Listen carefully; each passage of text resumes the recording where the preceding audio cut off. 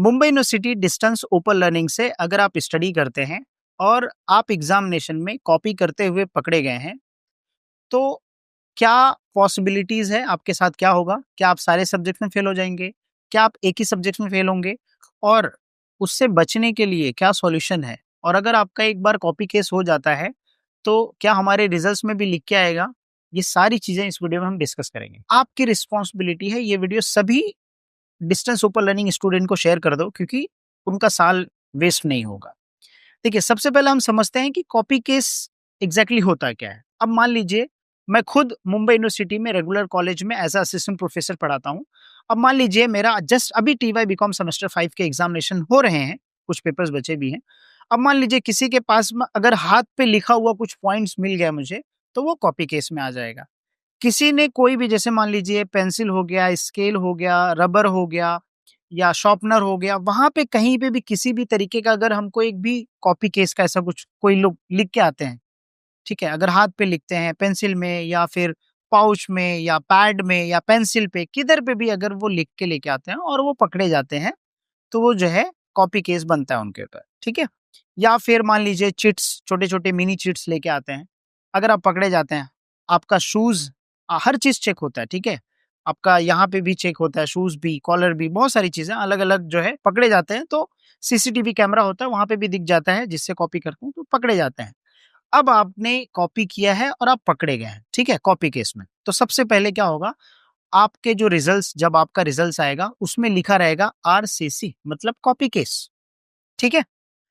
दूसरी चीज, जब आप कॉपी करते हैं तो आपसे एक प्रोसीजर कराया जाता है, वो होता है आपका हॉल टिकट ले लिया जाएगा और उसके साथ जो है आपसे एक एप्लीकेशन फॉर्म फिल कराया जाएगा। जब आप वो एप्लीकेशन फॉर्म फिल कर देते हैं, ठीक है, जब आप वो एप्लीकेशन फॉर्म फिल कर देते हैं और वहां पे जो है एक आंसर शीट, जो हमको अटेंडेंस शीट आता है, वहां पे एक टिक होता है माल प्रैक्टिस का, कि उसमें हम लोग अगर टिक कर देते हैं, उस केस के बाद जो है फिर जब आपको यूनिवर्सिटी को वो पता चलता है, फिर वो यूनिवर्सिटी क्या करता है, विद इन अ वीक के अंदर या रिजल्ट्स के बाद या रिजल्ट जब डिक्लेयर होता है उतने तक या उसके पहले जो है एक लेटर इशू करता है, प्लस यूनिवर्सिटी की तरफ से कॉल भी आता है कि कॉपी केस हुआ है, ठीक है। ये प्रोसीजर है। उसके बाद जो है कॉल आने के बाद यहीं तक नहीं, आपको यूनिवर्सिटी जाना पड़ेगा, आपकी बहुत बेइज्जती होगी, आपको जो कमेटी है उनके सामने बैठना पड़ेगा, अकेले नहीं, आपको पेरेंट्स के साथ जाना पड़ेगा। प्लस अगर आप मोबाइल लेके पकड़ेगा तो मोबाइल भी यूनिवर्सिटी में सबमिट हो जाता है, उस डेट टाइम के साथ सारी चीजें प्रॉपर फिल आउट होती है। तो सबके सामने आपको अपनी गलती एक्सेप्ट करना होता है, जो भी उनका एक कंपनसेशन फीस होगा, 500, 1000, 200, 300, जो भी 500 आसपास जो होता है, वो आपको फी पे करना पड़ेगा। और फिर उसके बाद जो है आपको रिपीटर्स का एग्जामिनेशन देना पड़ेगा। अब यहाँ पे अगर आप डिस्टेंस लर्निंग से कर रहे हो, तो अगर आप मान लीजिए कॉपी केस में पकड़े गए हो, आपने फॉर्म भर दिया है, आपका कॉपी केस का प्रॉपर सारे फॉर्मेलिटीज हो गए, कॉल आया था, आपने कॉल उठा के अपडेट भी कर दिया सारी चीजें, फिर आप यूनिवर्सिटी जाओगे, तो अगर आप एक सब्जेक्ट्स में पकड़े गए हो तो आपके सारे सब्जेक्ट्स में 80-80 लग सकता है। ऐसे मेरे पास्ट, इस मतलब पास्ट में ऐसे कुछ स्टूडेंट हैं जिनके साथ ऐसा हुआ है। तो अगर आप कॉपी करते हुए पकड़े गए, आपने प्रॉपर सारी चीजें फॉर्म वॉर्म फिल कर दिया है, प्रोसीजर कर दिया है, तो आपके साथ जो है प्रॉपर आप सारे सब्जेक्ट में फेल है, ठीक है।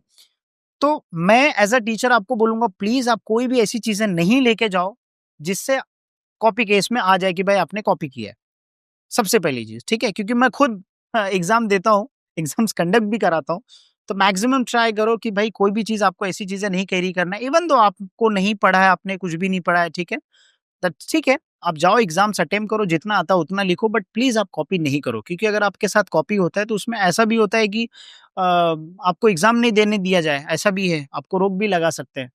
स्पेशली जो एटी केटी के एग्जाम अभी जो दे रहे हैं, अगर उनके साथ कॉपी केस हो जाता है तो उनके लिए तो और बहुत बड़ी प्रॉब्लम है। तो आपके रिजल्ट्स में आरसीसी आएगा और आपको फिर शायद 1 या 2 अटेम्प्ट के बाद फिर आपको, मतलब कुछ टाइम के बाद आपको अलाउ किया जाएगा, तुरंत वापस एग्जामिनेशन अलाउ नहीं किया जाएगा, ठीक है। तो ये कॉपी केस का प्रोसीजर है। अब ये प्रोसीजर जानने के बाद भी अगर आप कॉपी करते हो तो भाई आप अपने पैर पे कुल्हाड़ी मार रहे हो, ये कहावत है ना, अपने पैर पे कुल्हाड़ी मारना, वही वाली चीज आप करोगे नाउ। अब वीडियो यहाँ तक आपने देख लिया है तो आप सॉल्यूशन भी सुन के जाओ। कभी भी अगर ऐसा मान लीजिए, अगर आपके साथ ऐसा कोई केसेस होता है, चुपचाप पेपर छोड़ के तुरंत के तुरंत वहां से निकलना है, एंड ट्राई करो कि आपका जो हॉल टिकट है वो सारी चीजें सबमिट नहीं करना। अगर आपने सबमिट कर दिया है तो फिर आपको फॉर्म भरना पड़ेगा और फिर आप जो है प्रॉब्लम में आ जाओगे। तो मैक्सिमम ट्राई करो कि जो भी आंसर शीट है टीचर से बहस नहीं करो, माफी मांग लो, ठीक है, सिंपल सी बात है, एक्सेप्ट कर लो टीचर से माफी मांग के, चुपचाप विदाउट मेकिंग एनी डिस्टर्बेंस, क्योंकि एग्जामिनेशन बाकी सारी चीजें होती है, बहुत टीचर्स बिजी रहते हैं, मैं बता रहा हूँ आपको ये चीजें। तो आपको क्या करना है, चुपचाप हॉल टिकट लेके वहां से तुरंत के तुरंत कट लेना है, ठीक है, माफी मांगे, अपॉलॉजी लेटर जो होता है वो आप एक अपॉलॉजी लेटर वहां पे भर दीजिए, ठीक है, बता दीजिए भर के, और वहां पे सबमिट करके तुरंत निकल जाइए, ठीक है। अगर ऐसा कुछ ज्यादा सिनेरियो केस होता है, बट अगर आपके साथ ऐसा कुछ होता है तो प्लीज आप आंसर शीट छोड़ के तुरंत के तुरंत वहां से निकल जाइए, ठीक है, मैक्सिमम ये ट्राई कीजिए, और बस बट एक चीज ध्यान रखना, टीचर को अपॉलॉजी करके निकलना, ठीक है, ये चीज में, जिससे जो है आपका आगे का केस में जो है प्रॉब्लम ना हो। अगर आप ये फॉलो करते हो तो आप जो है कुछ ये सारे जो प्रॉब्लम्स है इससे आप बच सकते हो। प्लस जो है इसके रिगार्डिंग अगर आपको आपके साथ ऐसा कुछ इंसिडेंट हो जाता है तो मेरा नंबर मैं डिस्क्रिप्शन में दे दूंगा, एक बार कॉल कर लीजिएगा, ठीक है। अगर कुछ रहेगा डाउट्स तो आपके जो भी क्वायरीज होंगे आप मुझे कंसल्ट कर सकते हैं।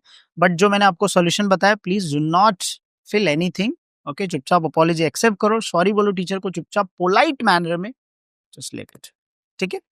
और दूसरी चीज जो है आप जो है उस टाइम पे मोस्टली अगर आपने फॉर्म वॉर्म फिल कर दिया है, वहाँ पे आपके नंबर वंबर सारी चीज़ें चल गए हैं, सो ट्राई करो कि अ, अगर ऐसा कुछ कॉल वॉल आता है तो प्लीज़ आप ट्राई करो कि अवॉइड करो, ठीक है, क्योंकि अगर आप वहाँ पे एक्सेप्ट कर लेते हो कॉल पे भी तो यूनिवर्सिटी में रजिस्टर हो जाता है कि आपने कॉल किया है, इतने टाइम पे कॉल गया है, एक्सेप्ट किया स्टूडेंट, फिर उसके आगे जो है आपको यूनिवर्सिटी में जाके वहाँ पे मिलना पड़ेगा सारी चीज़ें, ठीक है।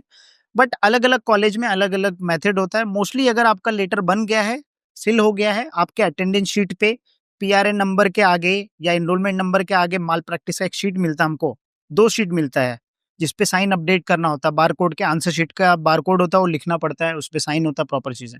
अगर ये हो गया है तो फिर आपको ये प्रॉब्लम झेलना पड़ेगा।